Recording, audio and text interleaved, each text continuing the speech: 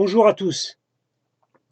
Alors aujourd'hui, on va voir comment modifier l'édition d'une image offline de Windows 10 Pro. Donc pour cela, il faut déjà monter notre image.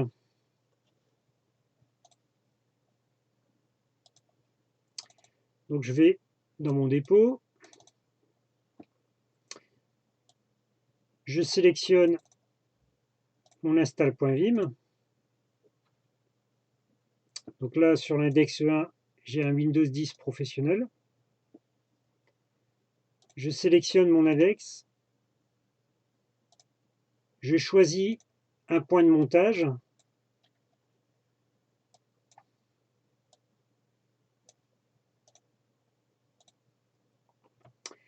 Et ensuite, je monte mon image en lecture-écriture.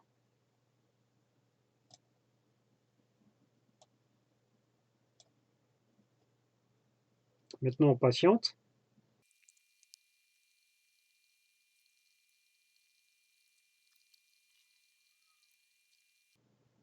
Voilà, notre image elle est montée. Donc il n'y a pas d'erreur, l'opération a réussi. Pas de code de fonction négatif, donc c'est bon. Alors je vais me rendre dans l'onglet Édition Servicing.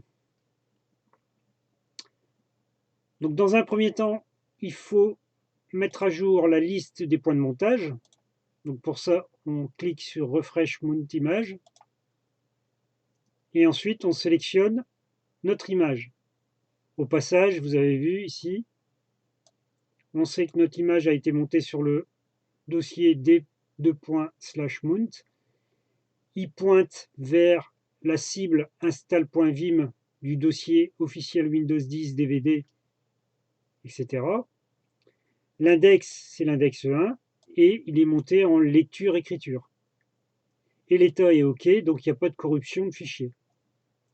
Donc on vient sélectionner notre point de montage et on vient cliquer sur Get Current Edition.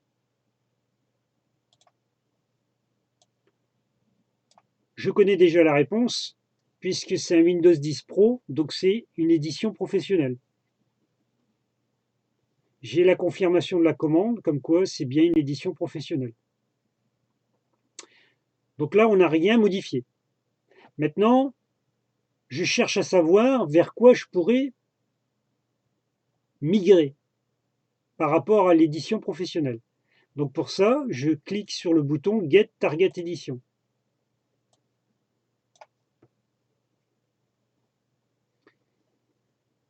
Donc la commande s'est bien déroulée. Code 0 pour le retour de fonction, donc tout va bien. Et je peux avoir une édition cible, professionnel éducation, professionnel workstation, éducation, professionnel country spécifique, professionnel single language, serveur RDSH, IoT entreprise et version entreprise. Donc imaginons que je veux migrer vers une édition entreprise ou éducation. Alors on va prendre l'éducation. Je pointe, je fais un copier de éducation. Je le place dans édition, sans caractère superflu, et je fais cette édition.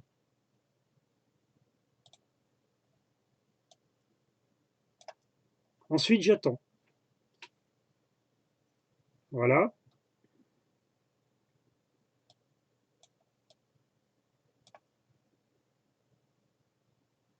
Voilà, la commande a réussi. J'ai un code de sortie de 0, donc c'est normal. Et là, maintenant, si je fais un get courant édition, je vais pouvoir contrôler les changements. Donc au départ, on avait une version professionnelle. Maintenant, on a une version éducation.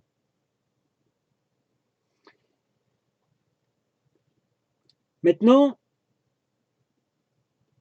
pour l'édition professionnelle, j'aurais pu mettre une clé générique, GLVK.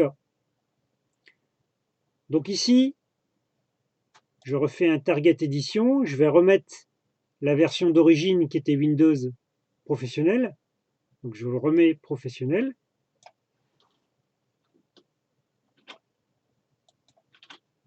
Je fais un set édition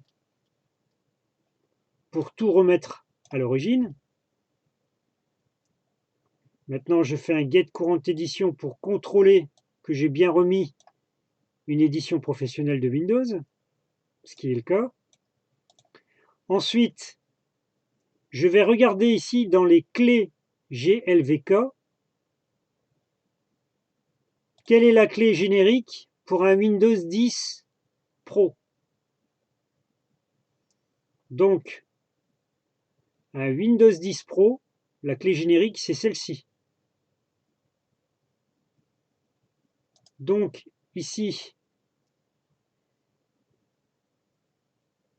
je vais sélectionner la partie de la clé générique.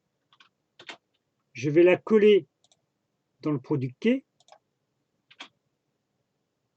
Et je vais faire un set product.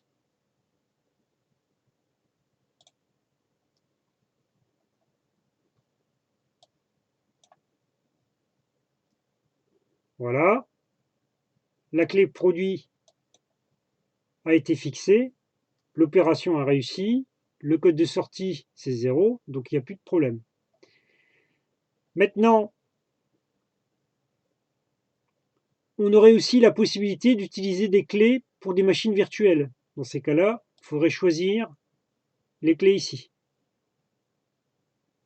Alors, c'est pour des gammes serveurs, bien sûr. Donc, j'en ai fini pour l'édition servicing. Mais il ne faut surtout pas oublier, quand on va quitter, pour que les modifications prennent effet, de cliquer sur Commit sur le point de montage des mounts et on fait un unmount image. Voilà. Et on attend.